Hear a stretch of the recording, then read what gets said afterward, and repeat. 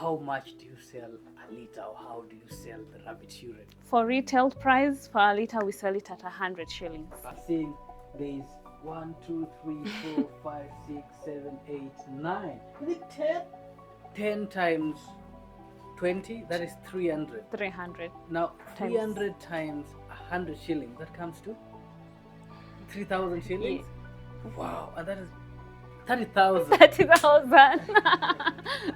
Now, that is 30,000 shillings. Yes. Wow. Is it possible to become a millionaire raising and doing rabbit business? It is very possible.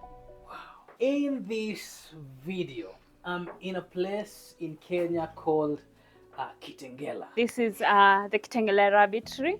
My name is Mary Mpayo. I am a young farmer who is venturing into rabbit farming. So today I'm going to take you through everything that you need to know about rabbit farming. So stay tuned and welcome. How did you get into rabbit farming? I can say my story is a funny story because I didn't get into this rabbit farming as something that I planned to do. It's something that came to me. So I can say I got into rabbit farming as my friend gave me 2 rabbits. They were actually the local rabbits. They gave me the local rabbits. So that is when I took those local rabbits. They were actually dying of a hunger. So I took them, I kept them I told Mom, we need to keep these rabbits because I felt bad seeing an animal dying. They are so adorable animals. Why should someone just let such an animal die? So I took them with me. I started keeping them. So me keeping these animals, I got inspired. I went and researched more about rabbit farming, and I saw it is a venture that someone can get into and get something out of it. What inspired me mostly, I got a client who came and took all the local rabbits.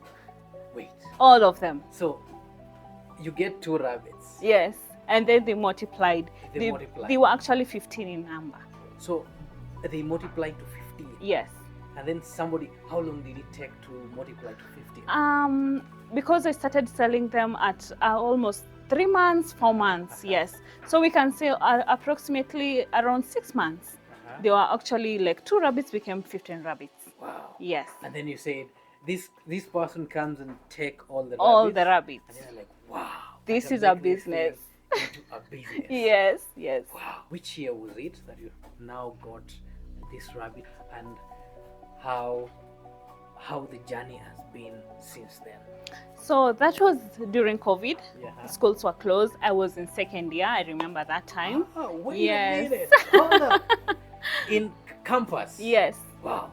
What are you doing in campus? So I studied hospitality management. Wow. Yes, nothing to do with rabbits, but growing up as a Maasai young lady, growing up with livestock, so I have the interest of livestock. Like I am passionate with livestock. Yeah. So I have the passion of animals. So when I started in 2020, the COVID time, it was time that the schools were closed and everything. So that is when I saw those 2 rabbits. They were dying of a hunger. Yeah. I got them with me, and then now I sold them all, the 15 after multiplying. Now it's COVID-19. Schools were closed. You have nothing to do. You are like idle at home. You like, I need to do something, because you know how stressful it can be when you back home and you're doing nothing and you're used to being busy. Yeah.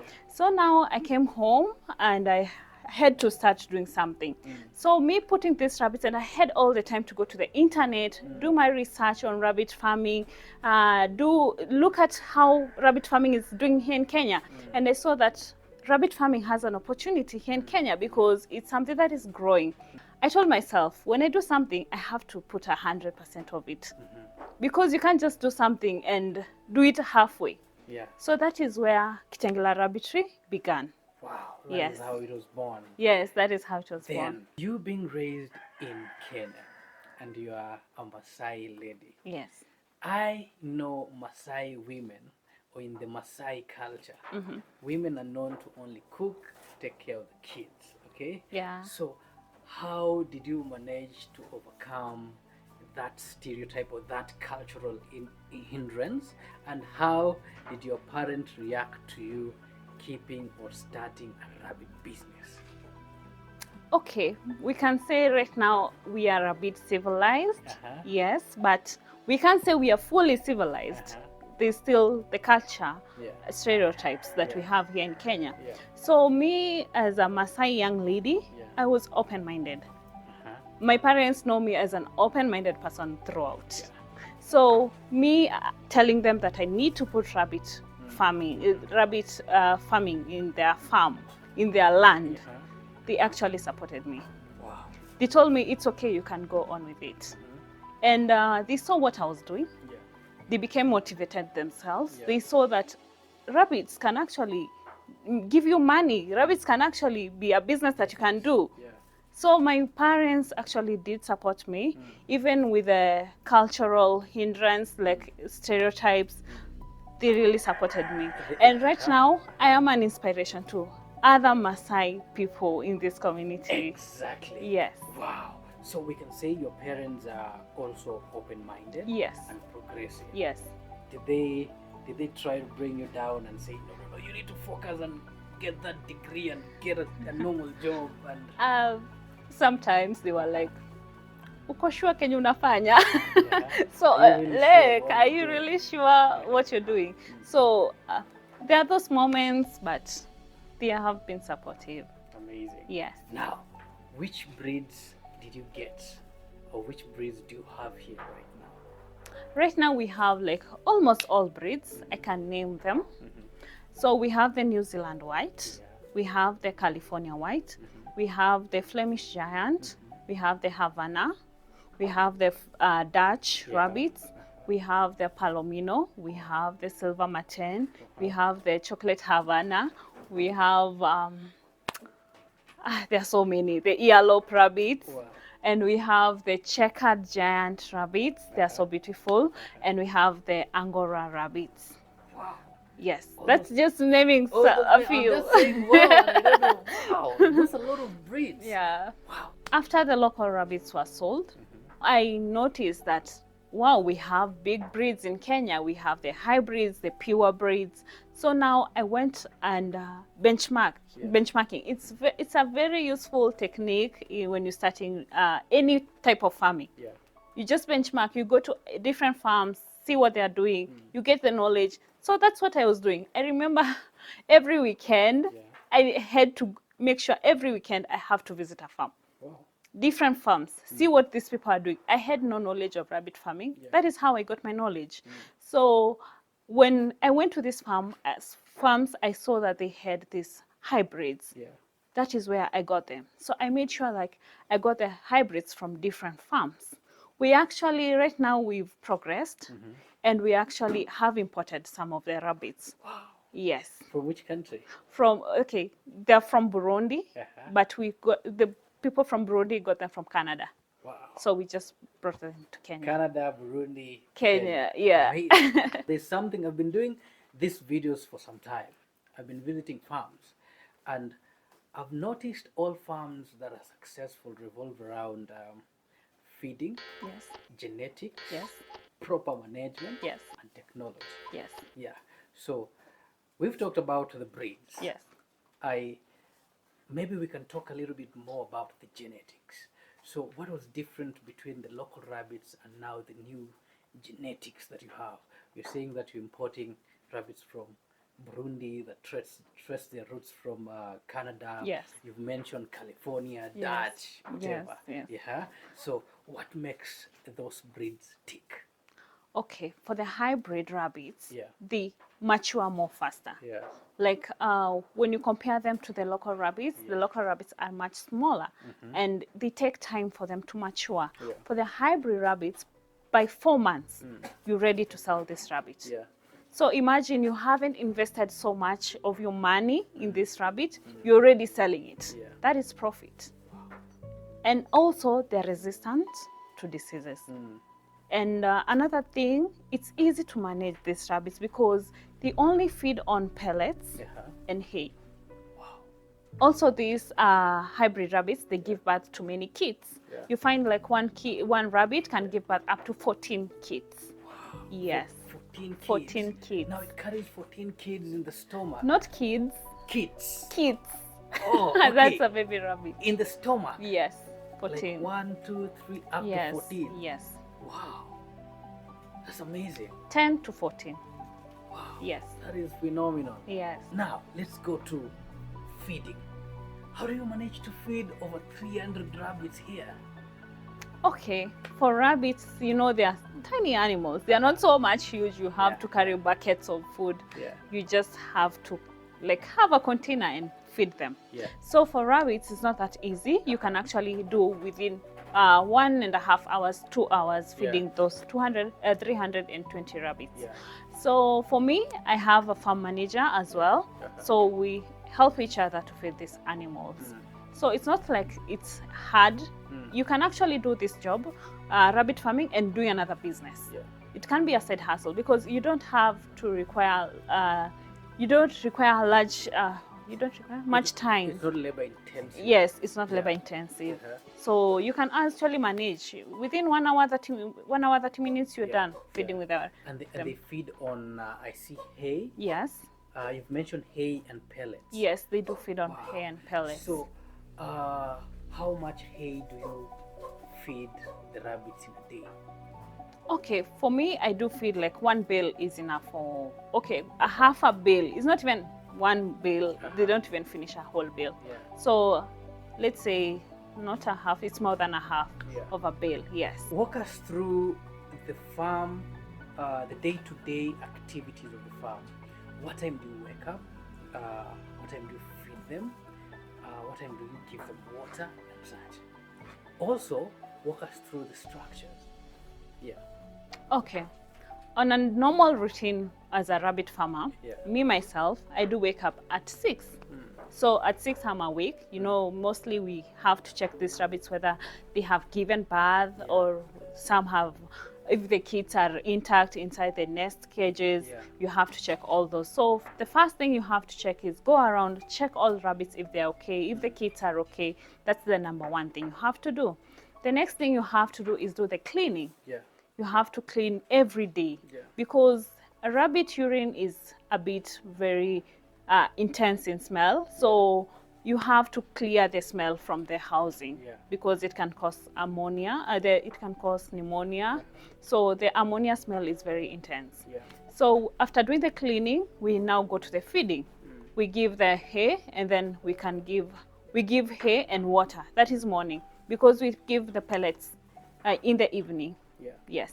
So after giving the feeds and making sure the house is clean, make sure the house is also well ventilated. Open all doors, open all windows. The ventilation should be there. And you see that a rabbit house should always be well ventilated. Yeah. This is because of the ammonia smell of the urine. It is very intense and can affect the rabbits. So make sure that your rabbit house is always clean. This will prevent actually diseases. Yeah. The number 1 thing that brings diseases to rabbits is dirt. If the house is dirty, your rabbits will definitely be sick. Yeah. Yes, and if your house is clean, your rabbits will always be well. Wow. Yes. After looking at the ventilation, the outside part, it has to be ventilated. Now let's concentrate on the cages. For a rabbit cage, it should be spacious enough for your rabbit to actually walk around the cage, be spacious, not feel like they are so much congested inside or feel like they are enclosed. It should be more spacious with the length and the height. Yeah. It should actually the length should be 2 feet and 2 feet high. But mine I constructed with 2.5 and 2.5. It's a bit big, but I wanted them to be more comfortable. So we actually have also used the very strong material on the flooring. This is because rabbit urine is very corrosive. To prevent you from doing more of the maintenance and going back and forth with repairs, you just have to use the materials which are very resistant. Yeah. And on the ground here, we have this plain sheet. The plain sheet is also very good because compared to the normal iron sheets, it doesn't rust because the rabbit urine is also very corrosive. Yeah. So after this plain sheet should be slanting from the edge. This is because the rabbit will keep its droppings at the edge, Yeah. so they will drop down, and also the urine drop down to these gutters. Yeah. The gutters collect the urine, and it flows down until we collect it from here. Okay.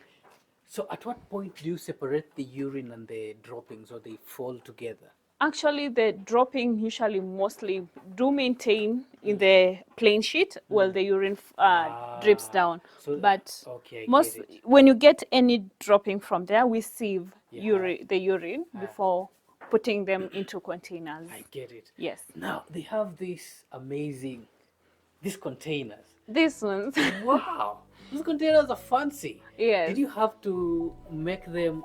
Is it made of porcelain or clay? Clay. Can we see them? Can we Yes. see them? One of it? Wow, It's clay. it looks so good. Did you have to make them from clay, or is there a reason why they're made from clay and look so fancy? It's because the clay makes them heavy, a bit heavy, because also rabbit feeds do eat plastic. Oh, so if you give them in a Plastic. container, they're gonna eat the They're container. gonna eat the container. There's this time I used to give them, when I didn't know, I used to give them with the blue band containers when I started. So when I give them I come and find, where's the container? Where did it go? Yeah.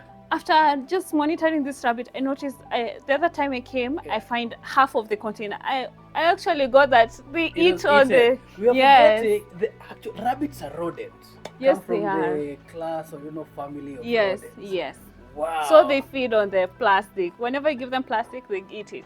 So we've used clay on the feeders and also for the water you see Amazing. here. Ooh, they look Yeah. so nice. That is incredible. I've noticed you have some writings here. So what is the purpose of the writings?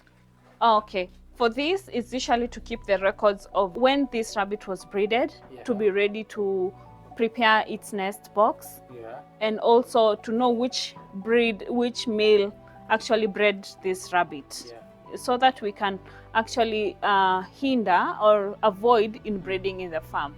Wow. Yes. So you also have to do proper Records. keeping with Yes. the rabbits. Yes, we have. Wow. This is amazing. Yes. Wow. Now we come to tech, okay? Yes. What do you utilize to make your production and your business successful? Here at Kitengela Rabbitry, we've used technology as a form of advertisement. Yeah. We've actually opened many platforms, the social media platforms, to advertise our products. You know, rabbit farming is not like something that is well known to people in Kenya, but now we're creating awareness to people. We are on YouTube, we are on Instagram, you can find us on Facebook, all those social media platforms, we've used it to advertise, and it has become a very big advantage to us because we don't actually not only deliver to Kenya, but we've actually gone outside Kenya. You do exports? Yes. Wow, this is incredible. We have exported the rabbits to Tanzania, to Uganda, to Burundi and Rwanda. Wow. Yes. You're doing some incredible stuff. Thank now, you.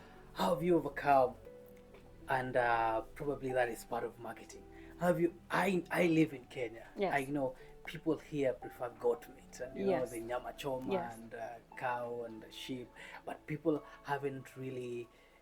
don't really think of eating rabbits. So how do you convince them?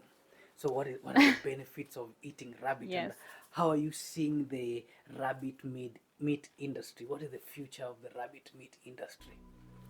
I'm going to start with the benefits of rabbit meat. Rabbit meat is very beneficial. Unlike any other white meat, it has the lowest cholesterol. So imagine the meat with the low cholesterol. That is what everyone is looking for, because people with chronic diseases, people with diabetes, people with heart diseases, they're always advised to take rabbit meat. I can tell you my first client that I was talking about was a doctor. Oh, the one that came and took everything. Yes, was a doctor. He had patients, so he took all the rabbits. He took all the rabbits for the patients. So it's recommended. It's the best meat with the lowest cholesterol, and it is very high in vitamins. It's also white meat, which is recommended to everyone, and also it's very lean. Wow, the meat is lean. It has lean meat. Yes. Wow. So How much do you sell a rabbit for? How much does a rabbit go for? We have two categories of how we sell our rabbits. Yeah. We sell them as breeders and also as meat. Okay. For meat, we sell them at 1,200 per kg. Yeah. Yes, that is a retail price. Uh-huh. Yes. And for breeders, we sell them according to age. Uh-huh. Yes. As of this time, for the small rabbits, which we sell from 2 months, Yeah. we sell them from 1,000 to 1,200. Yeah.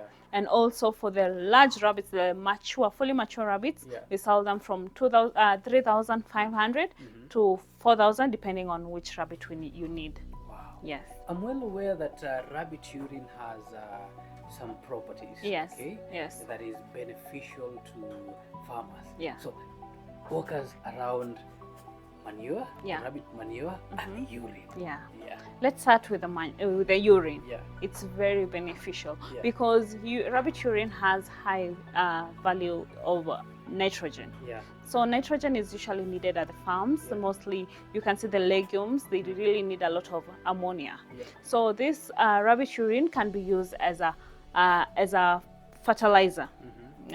To produce nutrients for these crops, and also it can be used as a pesticide. How comes? How does urine kill aphids? So Yeah. they don't actually kill the Yeah. aphids in your farm or the pets. Uh-huh. The smell is too pungent, like it's too strong. So these pets keep away from the crops. So it's like a repellent. Wow. Like how you use the mosquito repellent, it works the same way. Oh, so when it you doesn't spray, kill. yeah, it doesn't kill, it Okay. repels. Wow. Yes. That is incredible. Yes. And I'm seeing you've already harvested Yes. some liters of urine there. Yes. How much do you sell a liter, or how do you sell the rabbit urine? For retail price, for a liter, we sell it at 100 shillings. 100 shillings. Yes, 100 shillings That's per a liter. Yes. Wow. And then I'm seeing there's 1, 2, 3, 4, 5, 6, 7, 8, 9. Is it 10? 10 in the other house. 10. Oh, 10. I think 10, 20 liters. Yes, So that is 10 times 20, that is 300. 300. Now, Times- 300 times 100 shillings, that comes to 3,000 shillings?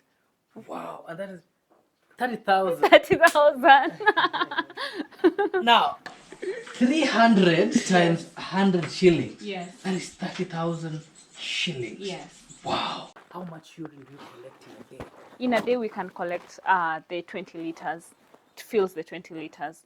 Wow. Yes. So, in a day, that is 20 liters, that That's is 20 times 100. That Yes, is 2,000 2,000 shillings in a day. Yeah. Wow. What about the manure? For manure, it's usually used as a fertilizer mostly. It's also high in ammonia, Yeah. and also it's usually ready to use anytime you collect. You don't have to like go to with the procedures of like drying it. Yeah. It's always ready. Once you collect it, you can always place it to the farm immediately. Like any other farm, there are also challenges in rabbit farming. One of the challenges like getting professionals who really know about rabbit diseases and illnesses. Here in Kenya, there is no much investment about the specialists that know more about rabbit farming, the diseases. These animals are very tiny animals, and one of the diseases that really is very challenging to them is pneumonia. Making people become aware of the importance of rabbits, because not many people are concerned about the importance of rabbit meat, and letting people know the benefits of this rabbit meat is a challenge right now, because people will think like rabbits is like not an animal to eat, but it's the best white meat right now here in Kenya. I want this business to actually really expand, because when you look at rabbit meat, it's something that you really require the very large numbers for you to satisfy the market, because the demand is very high than the supply right now here in Kenya. So we are actually trying to expand as much as we can, really expand and go big. Like we need a farmhouse, like a farm yard for the rabbits. So we are actually looking to having, like in the next 2 years, we are looking to having over 1,000 rabbits in this farm. Wow. Yes. That is incredible. Is it possible to become a millionaire raising and doing rabbit business? It is very possible. Wow. Yes. Incredible.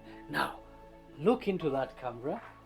Tell the people who are watching this video, and right now we are having like the Gen Zs protesting. They Yes. say there's no job, there's no job in Kenya, and they're being tear gassed and they're running everywhere like the Yes. same way aphids are running when you put rabbit urine on the farm. Yes. So, tell everyone who is watching, if they're watching in Kenya, if they're watching from any other African country, or if they're watching from the US, America, tell them something, give them a word of inspiration. I'm going to start with the Gen Zs. Me as a member of also the Gen Zs. So you should not actually be looking at getting the white collar jobs. Jobs like rabbit farming, right now farming is actually doing well in Kenya. So if you become innovative, if you become open-minded, you can always start something that can give you money at the end of the day. I started rabbit farming as a joke, like something that came to me like a joke, I can say that, but right now I'm making money through this rabbit business. And to everyone in the world, I can tell you, just go and do your research about rabbit farming. Look at how rabbit farming is being done, and we need more people to come into rabbit farming because the demand is more than the supply. So I hope you've enjoyed this video. If you've watched up until this point and you like it, remember to give me a thumbs up, subscribe, leave down your comments so that you know what you're thinking of. Till the next time, a peace. Peace.